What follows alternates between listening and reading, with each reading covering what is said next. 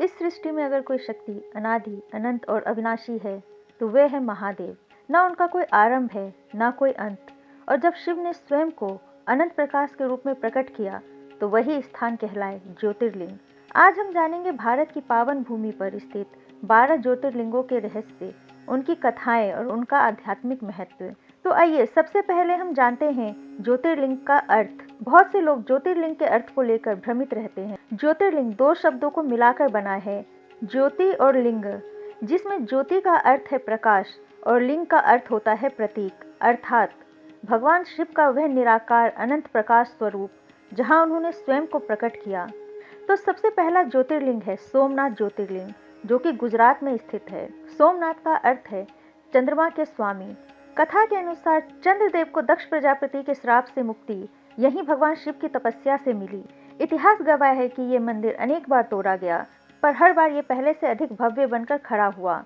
सोमनाथ सिखाता है आस्था को कभी नष्ट नहीं किया जा सकता। दूसरे नंबर पे आता है मल्लिकार्जुन ज्योतिर्लिंग, जो कि आंध्र प्रदेश में स्थित है। ये ज्योतिर्लिंग श्री शैलम पर्वत पर स्थित है। यहाँ भगवान शिव, मल्लिकार्जुन और माता पार्वती भ्रमरांबा के रूप में विराजमान है। कहा जाता है जब भगवान कार्तिकेय रुष्ट होकर यहाँ आए तो शिव पार्वती ने पुत्र प्रेम में यही निवास किया।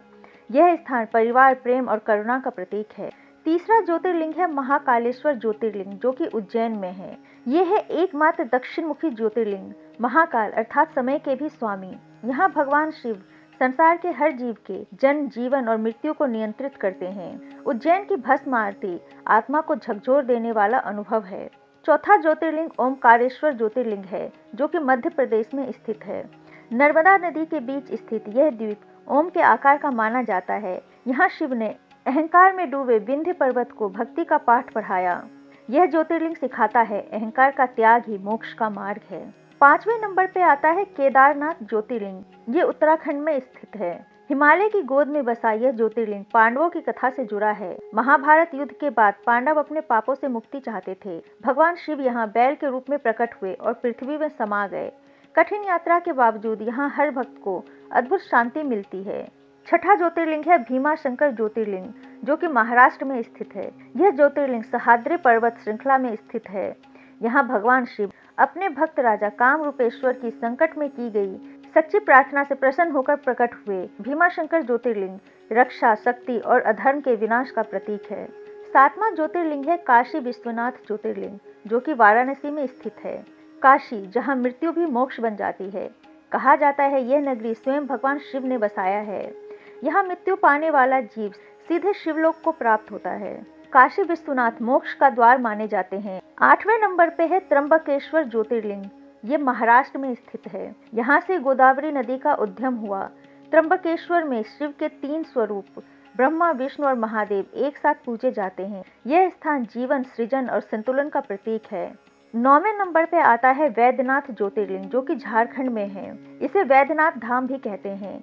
रावण ने शिव को प्रसन्न कर यहाँ ज्योतिर्लिंग स्थापित किया। वैद्यनाथ का अर्थ है रोगों का नाश करने वाले शिव।